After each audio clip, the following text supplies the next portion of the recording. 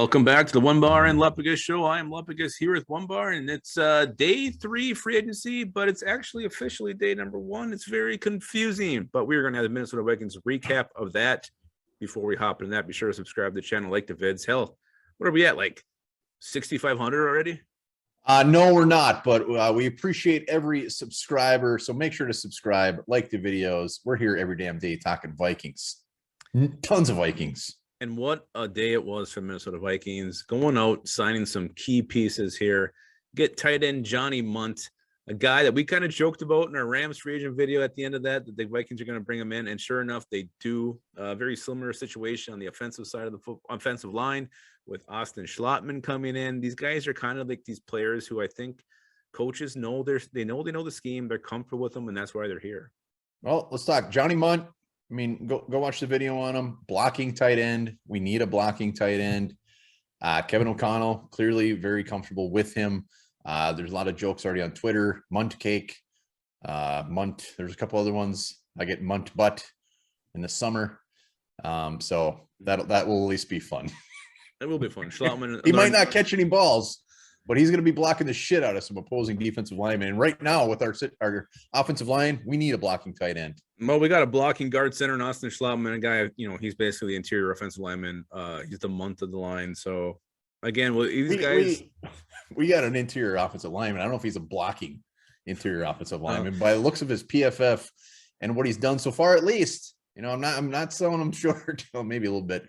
He doesn't appear to be overly fantastic. Respect to Schlottman. That's what you got to do. I respect the Schlottman. I do. I feel like we've already spent too much time on these guys. Let's go to Jordan Berry, the punter coming back. Huge signing for the Vikings. This is when we wanted to happen, and the Vikings made it happen. So first time in, 3 years, our special teams will look the same.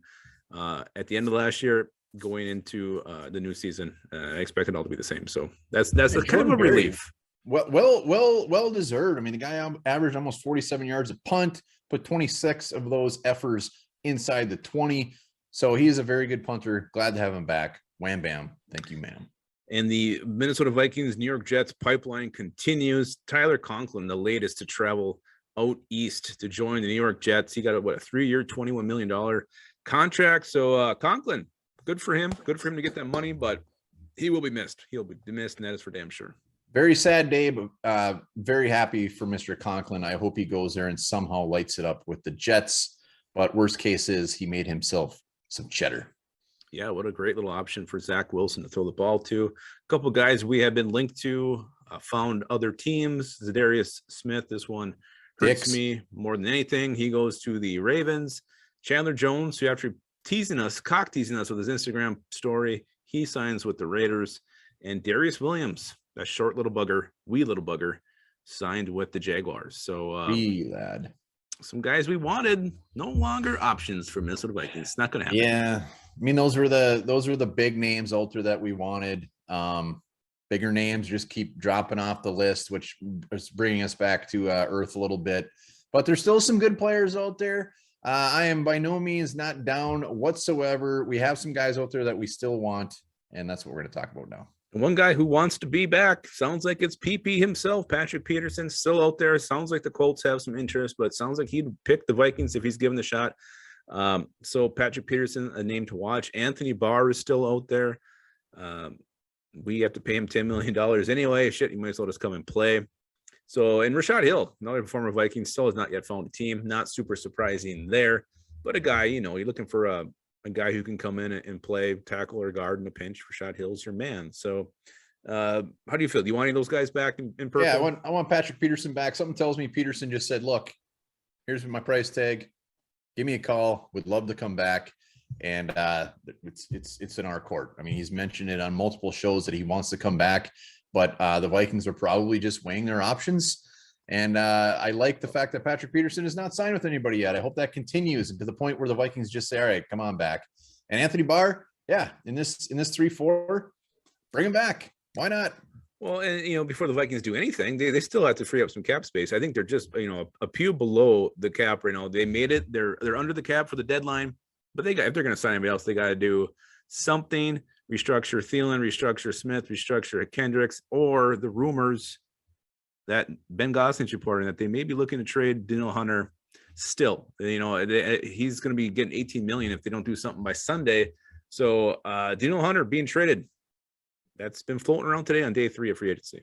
Yeah, I'm gonna let this one grow some legs before I really get too scared about it. I don't like the fact that it's coming out by Ben Gosling. I'm sure it's only a matter of time before it does grow legs, but it gives me anxiety, and I'm very nervous about it. More so what the compensation would be. Well, when he misses, he's only played half a season the last 2 years. You can't think his trade value is about as low as it's ever going to be, but still an amazing player, a player that you should be getting multiple first-round draft picks for. But will you? Probably not. You're going to probably settle for below market value. But freeing up cap space, getting some draft capital, you're a team that's going to, you got to get younger a lot of spots. So as much as we'd hate to see it, it's definitely a real possibility. Half of Daniel Hunter, half a season for Daniel Hunter is better than most full season. So his trade value is true. Sky high. It's true. So that was day 3, Minnesota Vikings free agency. Again, I mean, not every move is going to get your parts moving, get your parts tingling, but we see it. These coaches, they like guys they're familiar with, and there might be more of these. So if you got to do a little research or come in and tune into the channel to see who the hell we signed, because you never heard of the guy before, it might happen again. Yeah, and this was just day 3 was a depth day. Let's call it a depth day.